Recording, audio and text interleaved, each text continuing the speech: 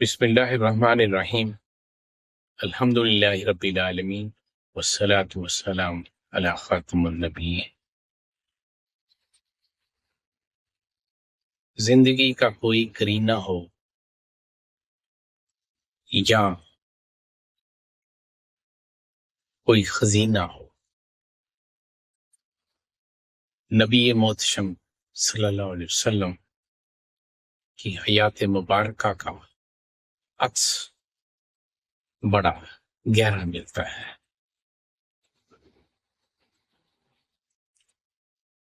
نبی کریم صلی اللہ علیہ وسلم نے جو سیاسی اصول وضع فرمائے ہیں ان پر بات کرنے جا رہا ہوں۔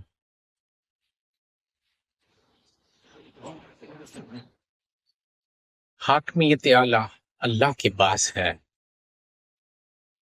اور حکمران اللہ کا خلیفہ ہے، اور اقتدار اس کے پاس امانت ہے۔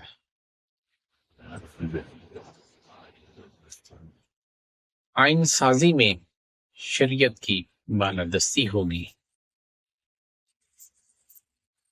اور نبی کریم صلی اللہ علیہ وسلم کی سیاسی زندگی کا پہلا آئین میثاق مدینہ بھی میں اسی ویڈیو میں آپ سے بیان کروں۔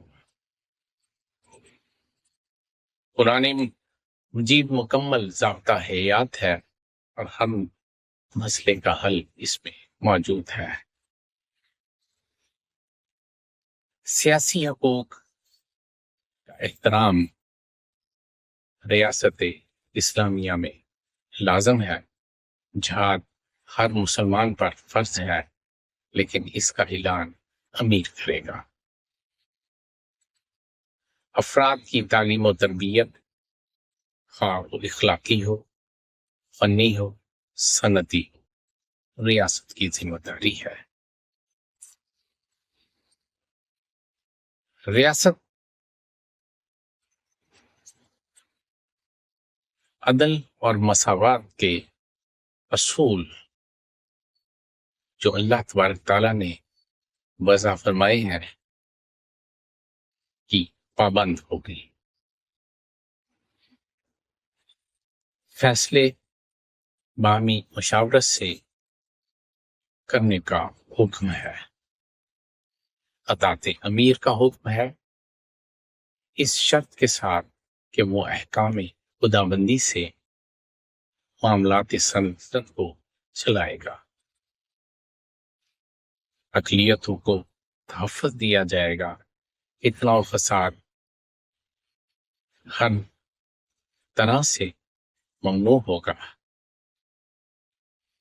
صلاۃ اور زکوٰۃ کے نظام قائم کیے جائیں۔ دور حاضر کے مطابق عسکری تقاضے پورے کیے جائیں۔ تبلیغ دین کا فریضہ ہر فرد اور ہر حکومتی امیر کا اولین کام ہوگا۔ قانونی مساوات، تحفظ، انصاف مفت میسر ہوگا۔ حجۃ الوداع کے موقع پر آپ صلی اللہ علیہ وسلم نے فرمایا، لوگوں اپنے رب کی عبادت کرو، 5 وقت کی نماز ادا کرو، مہینے بھر کے روزے رکھو، اپنے مالوں کی خوش دلی کے ساتھ زکوٰۃ دیتے رہو، اپنے اللہ کے گھر کا حج کرو، اپنے اہل امر کی اطاعت کرو تو اپنے رب کی جنت میں داخل ہو جاؤ گے۔ سورہ نور میں ارشاد ربانی ہے،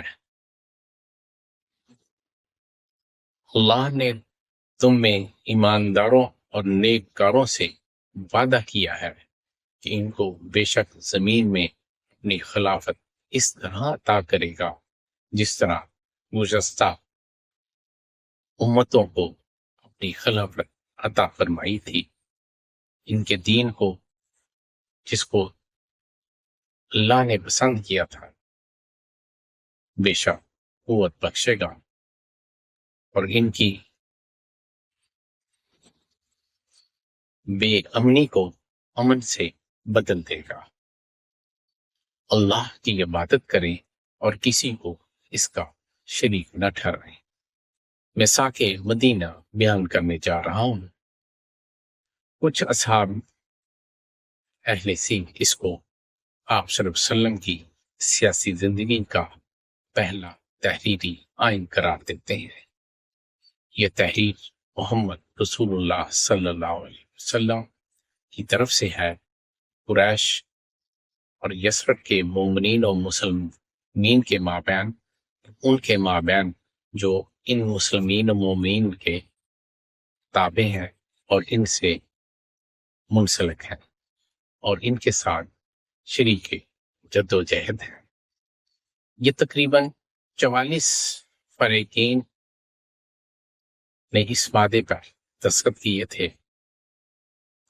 اس تحریر کا مدعا یہ ہے کہ مومنین و مسلمین، قریش و یثرب اور ان کے تابعین، الواحقین، سب ایک قوم اور ایک جماعت واحد ہیں اور آدمیوں سے ان کا تعلق نوعی برادری کا ہے۔ دینی الفت اور قوت کا کوئی لگاؤ نہیں ہو سکتا۔ یوں بلحاظ جماعت بندی اور اندرونی حکمت عملی ان کے اندر ہر قبیلہ و قوم بلکہ خاندان بجائے خود آزاد ہے کہ وہ اپنی خاص جمعیت سے اور جماعت کی بہتری کے لیے سامان کرے اور کسی حفاظت و جماعت کا ذمہ لے سکے۔ قریش اپنی جماعت کے قواعد و اصول و معاشرت کی خود پیروی کریں اور دیگر مسلمانوں کے مختلف خاندانوں کی قومی گروہ بندی اور جتھا بندی بھی کسی روح کی محتاج نہیں۔ انصار کے جملہ خاندان اپنے دل میں کوئی تردد نہ کریں، وہ الگ الگ اپنی خاندانی حیثیتوں کو درست رکھیں اور عام امور میں تمام مسلمان بالکل یک جان و یک قالب پائے جائے۔ ایسے ہی ہر ایک انصاری خاندان کے یہودیوں کو بھی ان کے مذہب میں کامل آزادی ہوگی۔ مومنین میں سے جو لوگ بہت ہی قرضدار اور کثیر العیال ہیں، ان کا ذمہ تاوان و جرمانہ تمام مومنین مل کر ادا کریں گے۔ کوئی مومن دوسرے مومن کے دوست اور مولا سے عہد و دوستی نہ کرے مگر با اجازت اس مومن کے جو پہلے سے اس کا مولا ہے۔ اللہ ترس مومن اپنے مابین ظالموں کے خلاف اور مظلوموں کے حامی ہوں گے اور آپس میں کوئی فساد اور زیادتی نہ ہونے دیں گے۔ کوئی مومن کافر کے قصاص میں دوسرے مسلمان کو قتل نہ کرے گا۔ اللہ کا ذمہ ایک ہی ہے، اس پر سب کو امن و پناہ دی جا سکتی ہے۔ ادنا مسلمان بھی جس کو پناہ دے دے گویا سب مسلمانوں نے اس کو پناہ دے دی۔ مسلمان باہم ایک دوسرے کے یوں ہی دوست بلکہ بھائی ہیں۔ یہودیوں میں سے جو ہمارے ماتحت آئیں، ان کی مدد ہم پر واجب ہے۔ ہم ان کی خاطرداری کریں گے مگر مظلوم بن کر اور دب کر نہیں۔ تمام مومنوں کی صلح ایک ہی ہے۔ اللہ واسطے لڑائی میں یہ نہ ہوگا کہ ایک مسلمان صلح کرے اور دوسرا نہ کرے۔ سب مسلمان اس میں برابر ہوں گے اور ان کو جنگ کے فوائد و نقصانات کا منصفانہ حصہ ملے گا۔ کوئی مشرک مدینہ میں قریش کے کسی مال کو پناہ نہ دے گا اور نہ جان کو اور نہ کسی مومن کو اس سے مانے آئے گا۔ کسی معاملے میں اگر فریقین معاہدہ اس کے کسی فریق کا جھگڑا ہو تو اسے اللہ اور اس کے رسول سے رجوع کرنا ہوگا۔ یہودیوں کو جب تک وہ مسلمانوں کے ساتھ دشمن کے مد مقابل اور اس سے برسر جنگ رہیں اپنا خرچ آپ اٹھانا ہوگا۔ فریقین معاہدہ پر غیر دشمن کے مقابلہ میں ایک دوسرے کی امداد و نصرت واجب ہوگی۔ ظالم و خطا کار کی سزا دہی سے یہ معاہدہ کبھی نہ روکے گا اور مدینہ میں بچلن اور خطا کار کے علاوہ سب کو امان ملے گی، خواہ وہ شہر میں رہے یا یہاں سے باہر جائے۔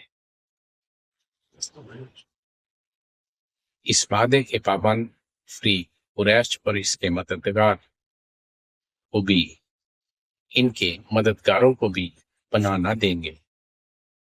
مدینہ پر حملہ آور غنیم کا سب مل کر مقابلہ کریں گے۔ اس قسم کی باتوں سے یہ معاہدہ پر ہے جو صاف بتاتی ہیں کہ رسول اللہ صلی اللہ علیہ وسلم نے مدینے کو مسلمانوں کا سچا مامون و محفوظ مسکن بنایا، اور یہ کہ آپ صلی اللہ علیہ وسلم کا ارادہ کسی پر خود کشی ہرگز نہ تھا، بلکہ حفاظت خود اختیاری کے لیے بامر مجبور لڑنے سے گریز نہیں کیا۔